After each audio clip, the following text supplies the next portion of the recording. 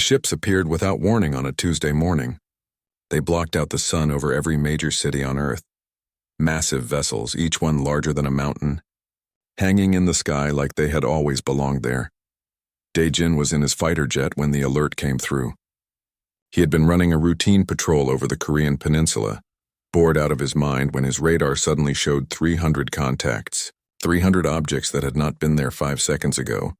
His radio exploded with panicked voices, commands in Korean, English, Chinese, Russian. Everyone was screaming at once. No one understood what was happening.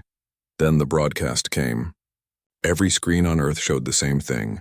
A creature that looked almost human but wrong. Its skin was too smooth, its eyes too large, its proportions slightly off. It spoke, and somehow everyone heard it in their own language. People of Earth, I am commander of the Valkyrie Empire. Your world is now property of the Empire. You have 72 hours to surrender all weapons and submit to our authority.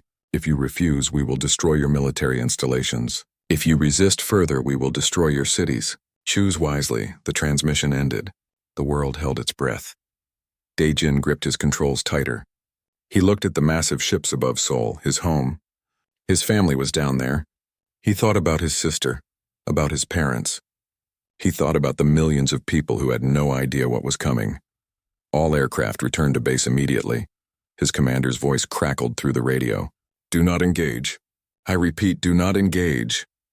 Dae-jin turned his jet around, but he kept looking back at those ships. They just floated there, silent and terrible. At NORAD headquarters in Colorado, Hana stared at her computer screens. She was a communications specialist, and right now her job was to make sense of the alien signals filling Earth's airwaves. The Valkyrie broadcast had been in all languages simultaneously. That meant they had studied humanity. They knew everything about Earth before they arrived. She pulled up the alien signal data, running it through every analysis program she had. The patterns were strange but not random. There was structure, mathematics. She could work with this. They are talking to each other, she said to her supervisor. They're ships. They are sending messages. Can you read them? Not yet. But I can see the patterns. Give me time. Her supervisor put a hand on her shoulder. The president wants to know if we can fight them. Can we? Hana looked at the data. She looked at the power readings from those ships. Each one had more energy than every nuclear plant on Earth combined. No, she said quietly. We cannot fight them. Not like this. In a small laboratory outside Los Angeles, Taeho was not thinking about aliens. He was thinking about failure. His experimental engine had failed again.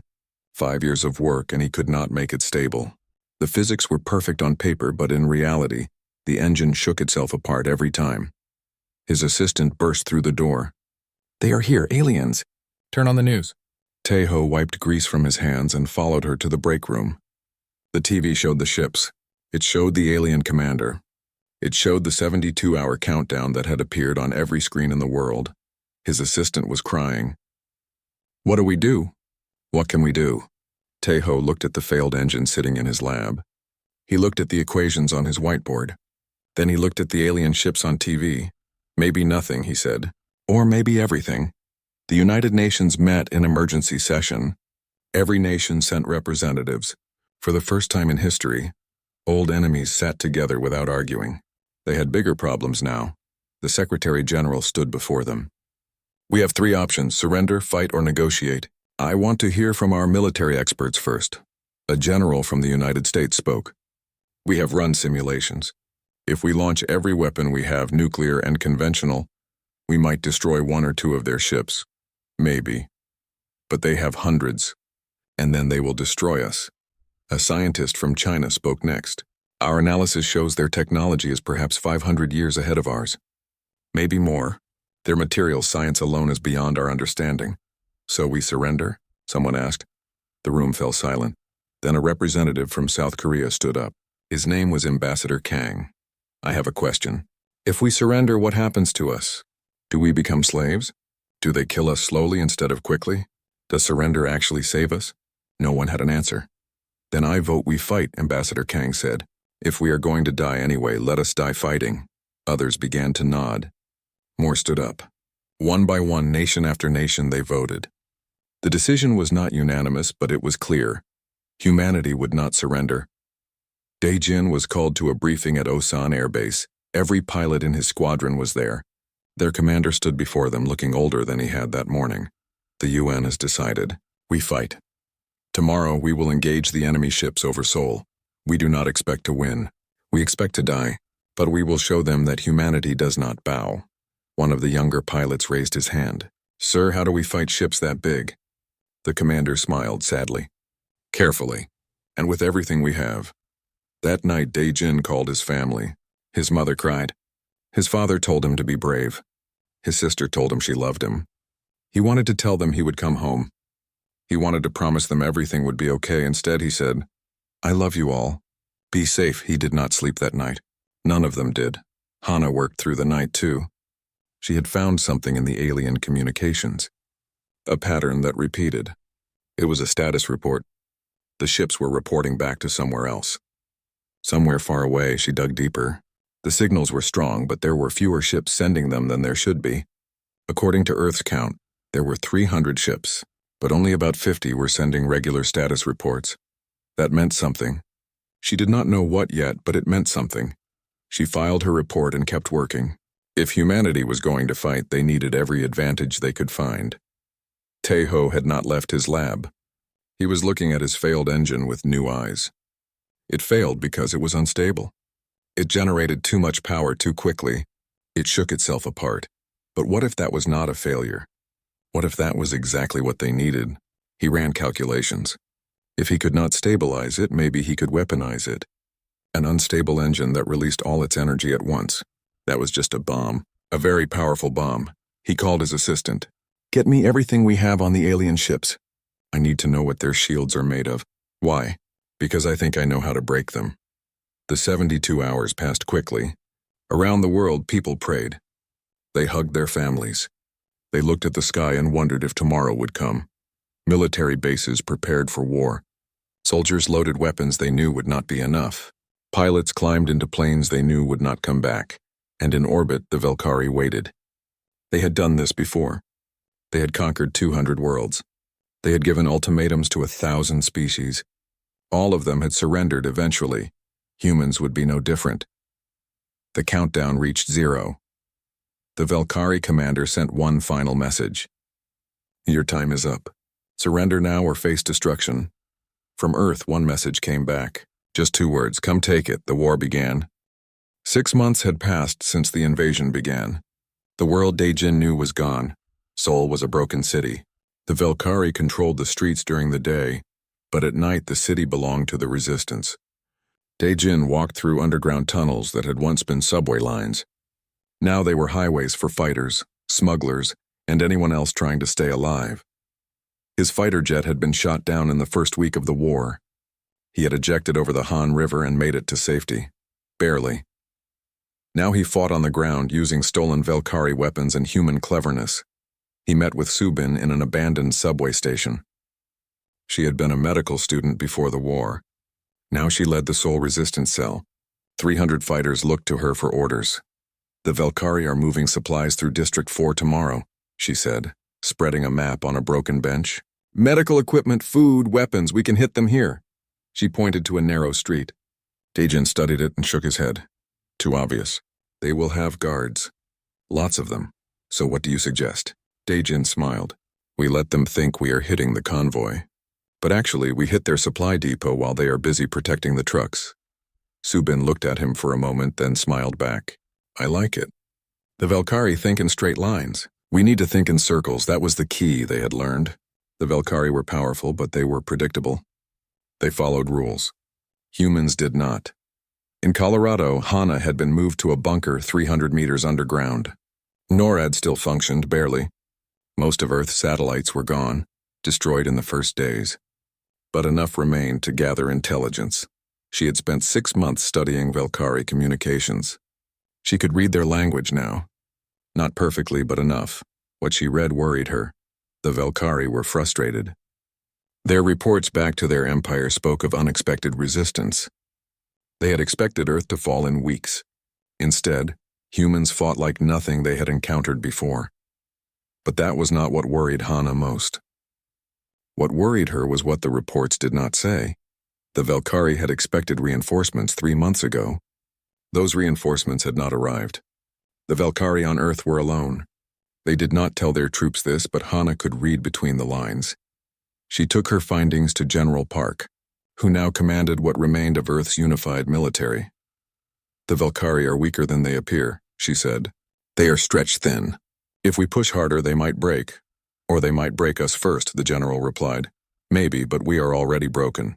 What more can they take? The general looked at her for a long moment. Then he nodded. I will send your report to all resistance cells. If the enemy is weak, we should hit them everywhere at once.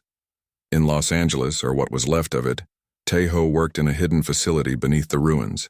The Valkyrie had bombed the city, but they had not found his lab. He had moved everything underground before they could. His team had grown. Engineers from around the world had made their way to him. They had heard about his work. They wanted to help. Together, they had done the impossible. They had built a ship. It was ugly. Parts of it were human technology. Parts of it were stolen Valkyrie equipment. Parts of it were held together with hope and prayer. But it flew. More importantly, it fought.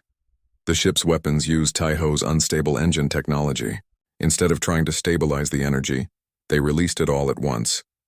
The result was a weapon that could punch through Valkyrie shields. We need to test it in combat, said his chief engineer, a woman named Dr. Lisa Chen. I know, but if we fail, we lose our only ship. We cannot build another one quickly. If we do not use it, what is the point? Tejo knew she was right. Contact General Park. Tell him we are ready. Jin Woo had been a computer programmer before the war. A good one. Now he was something else entirely. He sat in a dark room surrounded by stolen Valkyrie computer equipment. He had been studying their systems for months. The Valkyrie were advanced, but their security had weaknesses. They had never needed strong security before. No one had ever hacked them. Jinwoo was about to change that. He had created a virus, not a virus that destroyed data. That would be too obvious. Instead, his virus did something subtle. It made their systems unreliable. A weapons targeting system might be off by 2%. A communication might be delayed by 30 seconds. A door might open when it should stay closed. Small things. But in war, small things mattered. He uploaded his virus into a captured Valkyrie datapad. Tomorrow, Subin's team would plant it in a Valkyrie command center during their raid. After that, the virus would spread on its own. Jinwoo smiled at his screen. Let us see how you like fighting blind, he whispered. The raid on District 4 went perfectly. While Valkyrie forces rushed to protect their supply convoy, Daejin led 20 fighters into the supply depot. They moved fast and hit hard. The Valkyrie guards were not prepared for humans who used their own stolen weapons against them. The fight was over in minutes. Take everything, Daejin ordered. Medical supplies first, then weapons, then food. We have 10 minutes before reinforcements arrive. They loaded trucks with stolen supplies. In the chaos, Mira, a former Special Forces soldier, planted Jin Woo's infected datapad in a charging station. The Valkyrie would find it later and plug it into their systems, thinking it was one of their own. Time to go, Subin shouted. They drove into the tunnels and vanished before the Valkyrie could respond. By the time enemy reinforcements arrived, the depot was empty and the humans were gone. That night, resistance cells around the world launched similar attacks. In Paris, London, Beijing, Moscow, New York, everywhere at once. The Valkyrie were overwhelmed. They had conquered 200 worlds. But they had never faced a species that refused to stay conquered. Tejo's ship launched from a hidden airfield in Nevada. Daejin was flying it. He had volunteered immediately when he heard they needed a pilot. The ship handled like a drunk elephant, but it flew. Daejin pushed it toward orbit where 3 Valkyrie cruisers waited. Target locked, said his weapons officer. Firing, the weapon fired. A beam of unstable energy shot forward and hit the nearest Valkyrie cruiser. The shields flashed, held for a moment, then failed. The beam punched through the hull. The cruiser did not explode. But it went dark. Dead in space, it works, someone shouted over the radio. Again, Daejin ordered. Hit them again before they adapt. They fired twice more. 1 shot missed. 1 shot hit. A second cruiser went dark, then the third cruiser fired back. The blast hit Tejo's ship and sent it spinning. Alarm screamed. The hull was breached. We are going down, Daejin shouted. He fought with the controls, trying to keep them from burning up in the atmosphere. They crashed in the Pacific Ocean. Search and rescue teams pulled them from the wreckage. The ship was destroyed, but they had survived. More importantly, they had proven something. Valkyrie ships could be hurt. They could be killed. Within a week, 3 more ships had been built. Within a month, 20. Human factories worked day and night, building more weapons from the pieces of dead Valkyrie ships. The war was changing. Hana sat in her bunker and read the latest Valkyrie communications. The enemy was panicking. Their reports spoke of unexpected losses, equipment failures, communication breakdowns. They did not know about Jinwu's virus yet, but they were feeling its effects. Better yet, Hana had intercepted a message from deep space. The Valkyrie reinforcements were not coming. 2 other conquered species had seen Earth's resistance and launched their own rebellions. The Valkyrie Empire was fighting wars on multiple fronts. They were losing. Hana wrote her report with a smile. For the first time in 6 months, she included a new section, Probability of Human Victory, 30% and rising. It was not much, but it was better than 0. Above Seoul, Daejin flew a new ship. This one was even uglier than the last, but it flew better.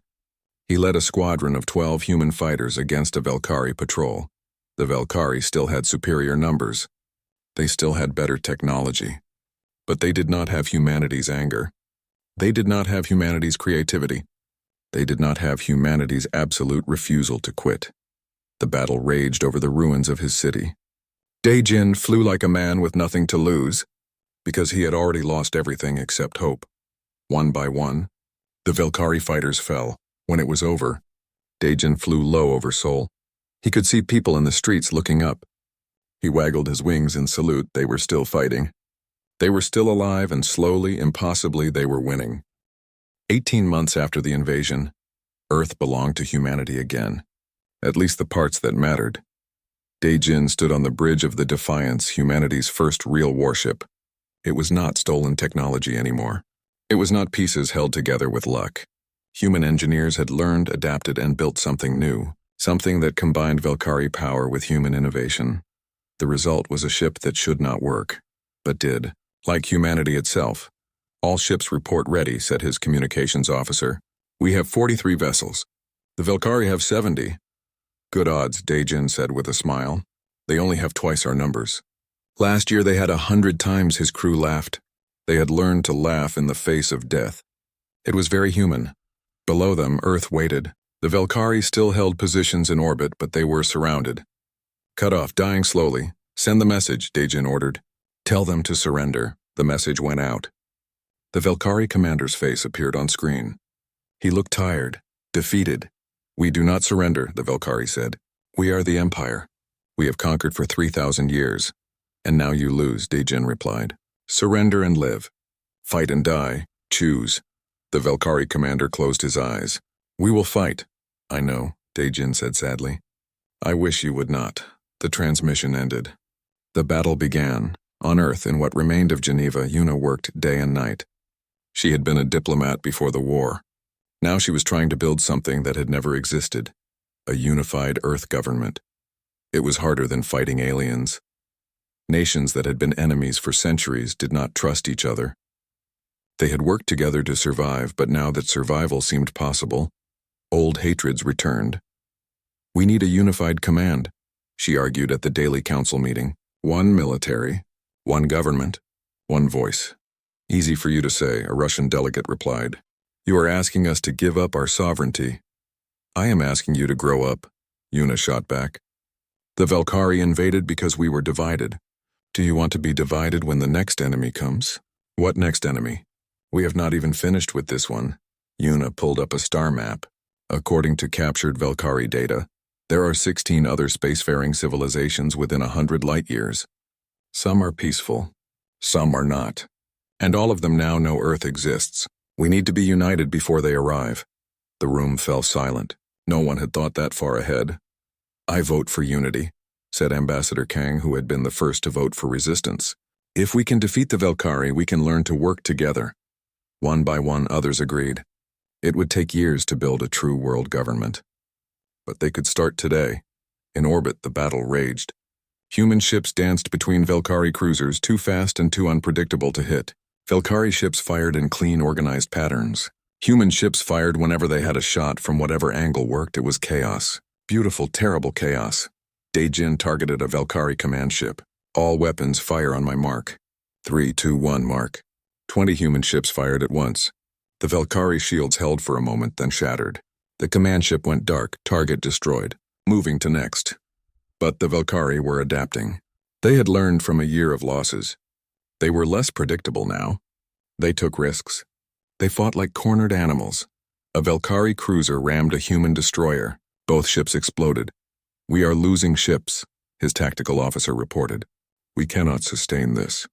We do not need to sustain it. We need to win it. Push forward." The human fleet pressed the attack. They took losses, but they gave more than they got. Slowly, the Valkyrie lines broke. The remaining Valkyrie ships scattered. Some tried to run. Some tried to surrender. Some kept fighting until they were destroyed. By the end, 32 human ships remained. All of the Valkyrie ships were gone. Earth's orbit was clear. For the first time in 18 months, no alien weapons pointed at humanity's home. Subin walked through a liberated Valkyrie labor camp outside Seoul. The Valkyrie had been using human prisoners for construction work, building their bases, digging their mines. Now those prisoners were free. But Subin found something unexpected. Not all the prisoners were human. There were others. Aliens from other worlds that the Valkyrie had conquered. One of them approached her. It looked like a large insect, but it spoke through a translator device. "You freed us," the alien said. "We have been slaves for 40 years. We thought no one would ever fight back." "We are humans," Subin replied. "We are very good at fighting back." The alien made a sound that the translator said was laughter. "We know about humans now. The Valkyrie talk about you. They fear you." "Good. They should." Over the next weeks, Subin and her team gathered intelligence from the freed aliens. They learned about the Valkyrie Empire, how it was structured, how it conquered, how it maintained control. The picture that emerged was troubling. The Valkyrie Empire was vast. Hundreds of worlds, thousands of ships. Earth had only fought a small part of it, but the Empire was also crumbling. Jinwu's virus had spread far beyond Earth. It had traveled through the Valkyrie network to other systems. Equipment failures were happening everywhere. More importantly, other conquered species were rebelling. They had seen what Earth did. They wanted the same freedom. The Empire was falling. Slowly, but falling. Mira trained the freed alien prisoners in combat. Most of them had never fought before. They had been conquered so long ago that they had forgotten how to resist. She taught them how to shoot, how to hide, how to think like guerrilla fighters. "The Valkyrie are strong in open battle," she explained through a translator. "So never fight them in open battle. Hit them from shadows. Run before they respond.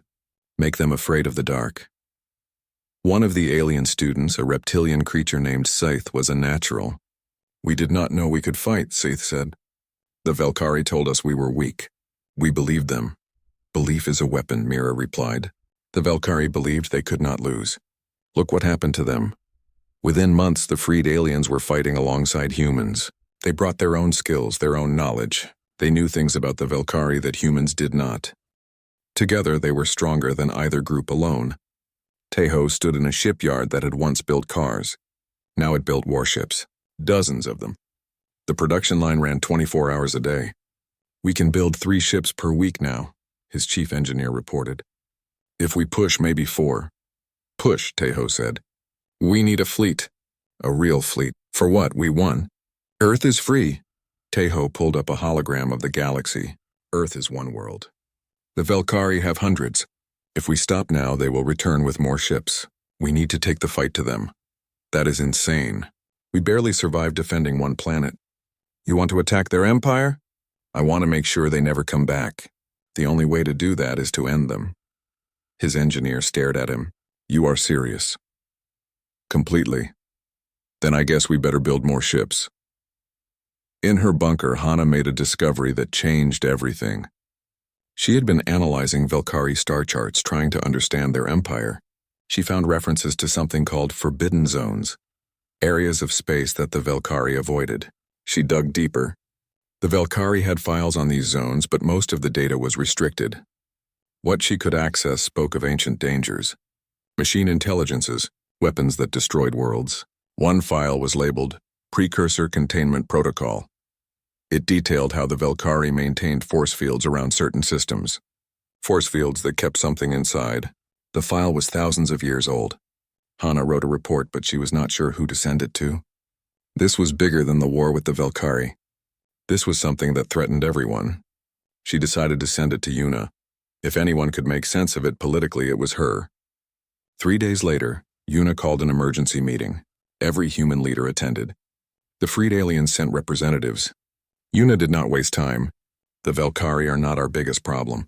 According to this data, they have been containing an ancient machine intelligence for millennia. If the Velkari Empire falls completely, no one will maintain the containment. What happens then? Someone asked. According to these files, the machines wake up. And when they wake up, they consume everything. All organic life. All worlds, everything. The room fell silent. So we cannot destroy the Velkari completely, General Park said slowly. We need them to maintain the containment. Or we learn to maintain it ourselves, Yuna replied. Daejin's voice came over the speaker. He was still in orbit. How long do we have? Unknown. The containment fields are failing. Slowly. We have years, maybe decades. But not forever. Then we need to move fast, Daejin said. We finish the Velkari. We take their technology. We learn everything they know. And then we face whatever comes next. Agreed, Yuna said. Meeting adjourned. Everyone has their orders. Let us end this war so we can prepare for the next one. As people filed out, Subin approached Yuna. Do you think we can do it? Fight machines that destroyed civilizations millions of years ago? Yuna smiled tiredly. A year ago, did you think we could defeat the Velkari? No. Neither did I, but we did. Humans are good at doing impossible things. Let us hope we stay good at it. Above Earth, Daejin looked at the stars. Somewhere out there, the Velkari Empire was crumbling. Somewhere out there, ancient machines were waking up. But humanity was ready. They had learned to fight. They had learned to win. Whatever came next, they would face it together. The war for Earth was over. The war for the galaxy was just beginning. The Free Coalition fleet jumped into Velkari space with 300 ships. Half were human. The rest belonged to the 17 species that had joined the rebellion. Daejin commanded the assault fleet from his flagship, now called the Indomitable. Next to him stood Scythe, the reptilian alien who had become his second in command. 2 years ago, they had been enemies. Now they were brothers in arms. Target is the fortress world of Kravos, Daejin said. Intelligence says it is a major supply hub. If we take it, we cut off 12 Velkari systems. The defenses will be strong, Sith replied. They always are. That has not stopped us yet. The fleet dropped out of faster-than-light travel. Before them hung Kravos, a gray world covered in military installations. Around it orbited defense platforms and 200 Velkari warships. They knew we were coming, someone said. Of course they did, Daejin replied. Jinwoo, are you ready? On Earth, Jinwoo sat in a command center surrounded by computers. He was not on the battlefield, but he would fight this battle in his own way. Ready, he said into his microphone, triggering the virus in 3, 2, 1. Across 15 star systems, Jinwoo's virus activated simultaneously. Every Velkari computer system that had been infected over the past 2 years suddenly went haywire. Communications failed. Weapons targeting systems crashed. Shield generators flickered. It only lasted 30 seconds. But 30 seconds was enough. All ships, attack, Daejin ordered. The coalition fleet surged forward. They hit the Velkari defenses while they were blind and confused. The battle was fierce, but the Velkari could not coordinate their defense. One by one, the defense platforms fell. The Velkari ships tried to regroup, but human fighters darted between them, breaking their formations. Mira led the ground assault. Her transport ships dodged through the orbital battle and landed on Kravos' surface. The Velkari had ground forces, but they had never faced an attack like this. Mira's team included humans, reptilians, insectoids, and a dozen other species. They moved like a single organism, each species using their unique abilities. The reptilians were strong. The insectoids could climb walls. The humans were crazy enough to charge straight through enemy fire. The Velkari defenders broke and ran. Target secured, Mira reported. The fortress is ours. Above the planet, the last Velkari ships jumped away. They retreated deeper into their empire. Daejin did not chase them. Hold position. Secure the system. Bring in the construction ships. Kravos would become the Coalition's forward base. From here, they would push deeper into Velkari space. On the Velkari homeworld of Velkar Prime, the Emperor sat in his throne room and watched reports of the defeat at Kravos. He was ancient, over 300 years old. He had ruled the Empire for 2 centuries. He had never lost a war before. How is this possible? He asked his advisors. They are primitives, barbarians. How do they keep winning? One advisor, braver than the others, spoke up. Because they fight differently than we do, Your Majesty. They do not follow rules. They do not fight with honor. They cheat. Then we must cheat better. We cannot, Your Majesty. Our military is built on discipline and order.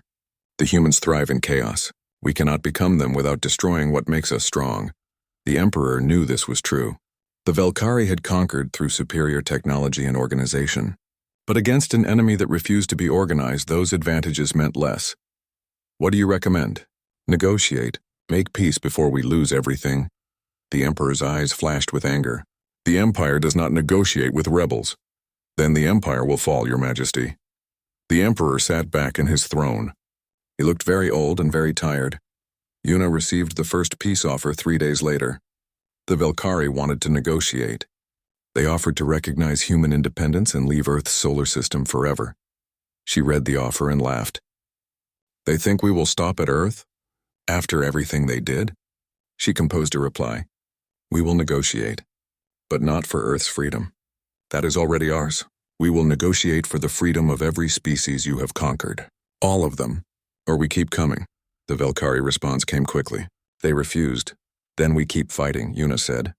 The Coalition fleet pushed deeper into Velkari space. World after world fell. Some surrendered without a fight. Others resisted, but they could not stand against the combined force of 17 species who remembered what slavery felt like. Hyun, a young tactical officer, had become famous for his brilliant strategies. He was only 25, but he thought about war in ways that confused the Velkari and delighted his allies. They expect us to attack the fortress world of Tarvos next, he explained at a strategy meeting. It is the logical target, so we will not attack it. Then what do we attack? Daejin asked. Hyun pulled up a star map. We go around it. We attack 6 smaller worlds simultaneously. By the time they move forces to defend those worlds, we take Tarvos. It will be undefended. That is insane, someone said. Thank you, Hyun replied with a smile. The strategy worked perfectly. The Velkari could not defend everywhere at once. Within 2 months, 8 more systems fell to the Coalition. The Empire was crumbling. Subin now commanded an entire division. Tens of thousands of soldiers from dozens of species. She had become one of the Coalition's most respected generals. She led the assault on a Velkari prison world. Millions of slaves were kept there, working in mines and factories. The guards were brutal, but they were not prepared for an army that included their former prisoners. The battle was over quickly. The guards surrendered rather than fight. Subin walked through the prison camps, watching as the slaves realized they were free. Some cried, some laughed, some just stood there, unable to believe it was real. An old human man approached her. He had been captured in the first days of the invasion 3 years ago. Thank you, he said simply. Subin hugged him. You are going home. All of you are going home. That night she sent a message to Yuna. We freed 6 million slaves today. The Velkari are running out of workers. Their economy is collapsing. Good, Yuna replied. Keep pushing. The end is near. The Coalition fleet arrived at Velkar Prime 6 months later. The Velkari homeworld was surrounded by the largest defensive fleet they had ever assembled. Every ship they had left. Every weapon they could muster. It was impressive. It was not enough. This is Admiral Daejin of the Free Coalition, he broadcast on all frequencies. To the people of Velkar Prime, your Emperor has refused peace. He has chosen to fight until the end. But you do not have to die with him. Stand down. Surrender. Join us in freedom. There was a long silence. Then, one by one, Velkari ships began to stand down. Their crews mutinied. They arrested their commanders. They raised white flags. Not all of them. Some remained loyal to the Emperor. They fought hard. Many Coalition ships died. Many brave soldiers never went home. But in the end, the Coalition won. Velkari soldiers arrested their own Emperor. They brought him before Yuna in chains. The old Emperor looked at her with hate in his eyes. You have destroyed an empire that lasted 3,000 years. No, Yuna replied calmly. You destroyed it when you invaded Earth. We just finished what you started. What will you do with us? Genocide? Slavery? Will you become the monsters you claim we are? Yuna shook her head. We will offer you the same choice we offered everyone. Join the coalition as equals, or remain free but isolated. Your choice. The Emperor laughed bitterly. Equals? You expect us to believe that? I do not care what you believe, but your people will decide, not you. You are done. The Emperor was taken away. He would stand trial for his crimes, but he would not be executed. The coalition did not believe in vengeance. They believed in justice. Tejo arrived at Velkar Prime with a team of scientists. They had one mission: access the Velkari's data on the precursor containment. The Velkari resisted at first. That knowledge is dangerous, a Velkari scientist said. More dangerous than letting the containment fail? Tejo replied. The Velkari had no answer to that. Tejo and his team spent weeks downloading everything. Technical specifications, historical data, everything the Velkari knew about the precursors. What they found was terrifying. The precursors were not just machines. They were a machine intelligence that had consumed a third of the galaxy 5 million years ago. The organic species that came after had fought them for 10,000 years. Eventually, they won, barely. The survivors built containment fields around the precursor worlds. Those fields had held for millions of years, but they were failing now. Without maintenance, they would collapse within a decade. We need to move fast, Tejo told Yuna. The Velkari have been maintaining these fields. With their empire gone, no one is doing the work. Then we do it, Yuna said. We learn. We maintain. We prepare. And if the precursors wake up anyway? Yuna smiled grimly. Then we do what we always do. We fight. Across the former Velkari Empire, species celebrated their freedom. Humans, reptilians, insectoids, and dozens of others danced in the streets of 1,000 worlds. The coalition was born not from conquest, but from liberation. 387 species, all equals. All free. They elected Yuna as their first Secretary General. They elected Subin as President of Earth. They promoted Daijin to Fleet Admiral. The galaxy was changing. The Age of Empires was ending. The Age of Cooperation was beginning. But in the deep dark of space, in the forbidden zones that no one visited, ancient machines were stirring. The precursors were waking up, and they were hungry. The containment field around Sector 447 failed on a Tuesday. 3 star systems vanished in 48 hours. Daijin stood on the bridge of his flagship and watched the sensor data. The precursor machines were consuming everything. Planets, moons, asteroids. Even the stars themselves were dimming as the machines built shells around them to capture their energy. How long until they reach inhabited systems? He asked. At their current speed, 6 months, Sith replied. But they are accelerating. Building more machines. In 6 months, there might be 10 times as many. Daijin closed his eyes. They had spent 2 years preparing for this. Building ships, training soldiers, studying Velkari data. It still did not feel like enough. Send the alert. All coalition forces are to converge on the barrier line. We make our stand there. The barrier line was a string of 50 star systems that formed a natural defensive position. If the precursors broke through, there would be nothing between them and the heart of coalition space. Everything depended on holding that line. Hana worked with Velkari scientists in a laboratory that had once belonged to the Empire. The Velkari knew more about precursor technology than anyone. They had been fighting containment breaches for centuries, but they had always fought them one at a time. Never an outbreak like this. The precursors operate on pure logic, a Velkari scientist explained. Every decision is optimized. Every action is calculated. They are perfect machines. Nothing is perfect, Hana said. The precursors are. That is why they are so dangerous. They do not make mistakes. They do not panic. They simply consume and expand. Hana studied the data for weeks. She ran simulations. She analyzed precursor behavior patterns. She looked for weaknesses. What she found was not a weakness. It was an opportunity. They are predictable, she said at a strategy meeting. They optimize everything, which means if we understand their optimization patterns, we can predict what they will do. How does that help us? Yuna asked. Because humans do not optimize. We do random things. Illogical things. The precursors cannot predict us because we do not make sense. Tejo smiled. So we use our chaos as a weapon. Exactly. Jinwoo had been studying precursor code for months. It was beautiful. Perfect. Every line of code was optimized. There was no waste, no redundancy, no errors. It made him sick. This is not intelligence, he said to his team. This is just very advanced programming. The precursors are not alive. They are just following their code. Can you hack them? Mira asked. Hack? No, their security is perfect. But I can confuse them. He created a new virus, not one that damaged precursor systems. Instead, it introduced randomness. It made their perfect calculations slightly imperfect. A targeting system might miss by a fraction of a degree. A construction sequence might build things in a slightly wrong order. Small things, but perfection cannot tolerate imperfection. It is not much, Jinwoo said, but it might give us an edge. An edge is all we need, Mira replied. The precursor fleet arrived at the barrier line with 10,000 ships. They were not ships in the traditional sense.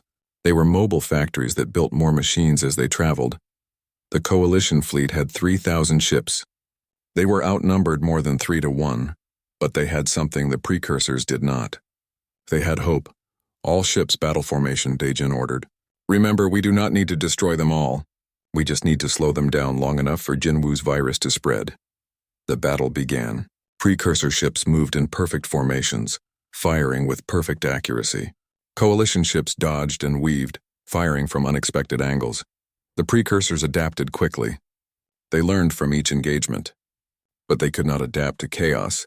Every time they calculated a pattern, the coalition changed tactics. Hyun coordinated the defense with brilliant improvisation. He sent ships where they should not go. He ordered retreats that turned into ambushes. He made the precursors think in circles. They are trying to predict us, he explained. So we need to be unpredictable. Change tactics every 5 minutes. Never do the same thing twice. It worked. The precursors were slowed. Not stopped, but slowed. Subin led ground forces on one of the barrier worlds. The precursors had landed construction machines trying to establish a beachhead. Her soldiers hit them from every direction at once. The precursors calculated the optimal response, but Subin's forces did not fight optimally. They fought like cornered animals. Use the terrain, she shouted. Make them come to us. Make them think. Precursor machines were not designed to fight in forests and mountains. They were designed for efficiency. Rough terrain was inefficient. Subin used that against them. Her forces destroyed construction machines and then melted back into the wilderness. The precursors sent more machines. Those were destroyed too. For the first time in 5 million years, the precursors were frustrated. Jinwoo uploaded his virus during the second week of battle. A coalition ship, damaged and leaking, drifted into precursor lines. The precursors captured it to study human technology. The virus was hidden in the ship's computer core. When the precursors interfaced with the ship, the virus spread. Not through wireless connections. The precursors were too smart for that. Instead, it spread through direct physical contact. One infected machine would dock with another to share data. The infection would spread. Within days, thousands of precursor machines were infected. They still functioned, but not perfectly. Calculations took microseconds longer. Resources were allocated slightly wrong. Errors compounded, the precursors noticed. They tried to purge the infected systems, but the virus was designed to look like optimization. The precursors could not tell what was infection and what was improvement. They began to doubt their own code. For perfect machines, doubt was poison. The battle raged for 3 months. The coalition took heavy losses. Ships were destroyed. Soldiers died. Entire worlds were evacuated. But the precursors were not advancing as fast as they should. Their perfect efficiency was degrading. Taeho discovered something in the Velkari data. The precursors had a central processing world, a planet-sized computer that coordinated all precursor activities. It was buried deep in the Forbidden Zone. If we destroy that, we might shut them all down, he said. How do we get there? Yuna asked. It is behind 10,000 precursor ships. We do not go through them. We go around them. Taeho had designed a new type of drive, faster than anything the coalition had, faster than anything the precursors could track. It was dangerous, unstable, and probably suicidal. It was perfect. Daejin volunteered to lead the mission immediately. I need a small fleet. Fast ships. Volunteers only. Every ship captain volunteered. He chose 20. Among them was Sith, who had become his closest friend. "You do not have to come," Daejin said. "You have a family." "So do you," Scythe replied. "That is why we are going. To protect them." The strike fleet used Taeho's new drive to jump past the precursor lines. The jump was rough. 2 ships did not survive it, but the rest emerged deep in the Forbidden Zone. Before them hung the core world, a planet covered in circuits and processors, the brain of the precursor network. "All ships attack formation," Daejin ordered. "We have one shot at this." They had to punch through the planet's shields and plant Jinwoo's master virus directly into the core. If they succeeded, every precursor machine would be infected. If they failed, they would die and the galaxy would fall. No pressure. The core world was defended by hundreds of automated systems. Perfect defenses, unbreakable. The coalition fleet attacked anyway.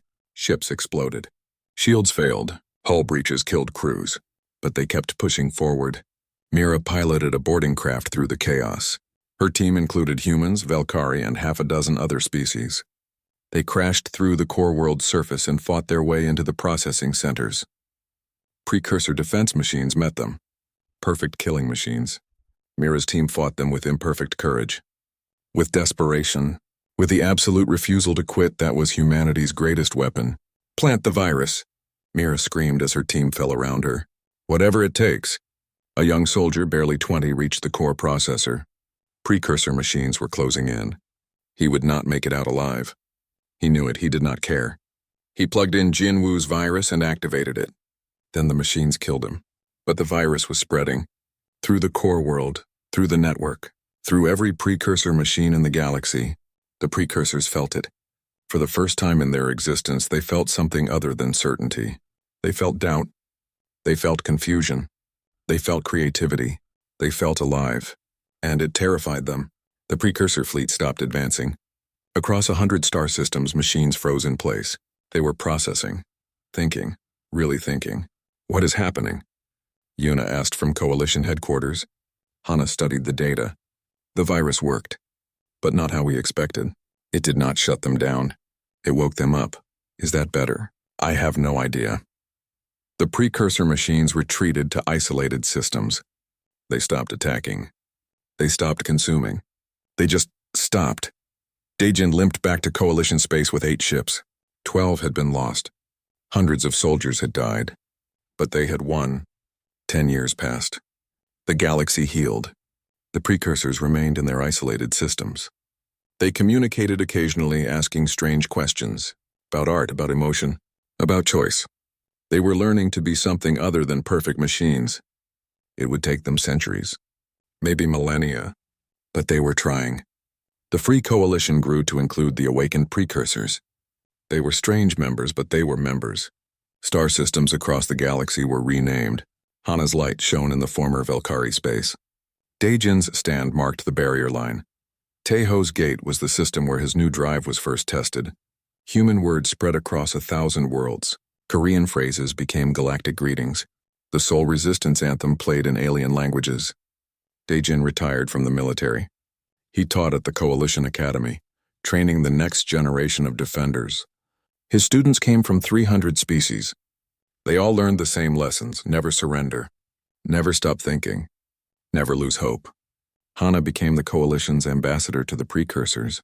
She taught them about organic life. They taught her about perfect mathematics. Both sides learned. Taeho led exploration missions into unknown space. The galaxy was vast. There were always new mysteries. Subin served as Earth's president for 2 terms. She refused a third, saying, "Leaders should serve, not rule." We learned that lesson the hard way. Yuna remained Secretary General for 15 years. She built the Coalition into something that lasted, a government of equals, a galaxy of friends. Mira trained Coalition Rangers, elite soldiers from every species. She taught them to fight. More importantly, she taught them when not to fight. Jinwoo disappeared into the digital networks. Some said he became something new, something between human and AI. He appeared occasionally to help with problems, then vanished again. Hyun became admiral of the fleet. He kept the peace, not with weapons, but with wisdom. In a classroom on Velkar Prime, a Velkari child studied history. The teacher asked, "What did humanity teach the galaxy?" The child thought carefully. "That strength is not about size or technology. It is about spirit. It is about refusing to accept defeat. It is about hope. The teacher smiled. And what else? That we are stronger together than apart. That freedom is worth fighting for. That even machines can learn to be more than their programming. Outside, the stars shone. Many bore human names now. Names of heroes. Names of battles. Names of hope. The Velkari Empire had tried to conquer Earth. They thought humans were primitives. They were wrong. Humanity had not just survived. They had changed the galaxy. They had freed the slaves. They had defeated the machines. They had shown everyone that the impossible was just another challenge. Now when alien children looked at the night sky, they saw human stars. They learned human songs. They told human stories. The galaxy remembered when one species said no to an empire, when one world refused to bow, when hope defeated despair. They tried to conquer Earth. Instead, Earth taught them to be free, and the stars would remember forever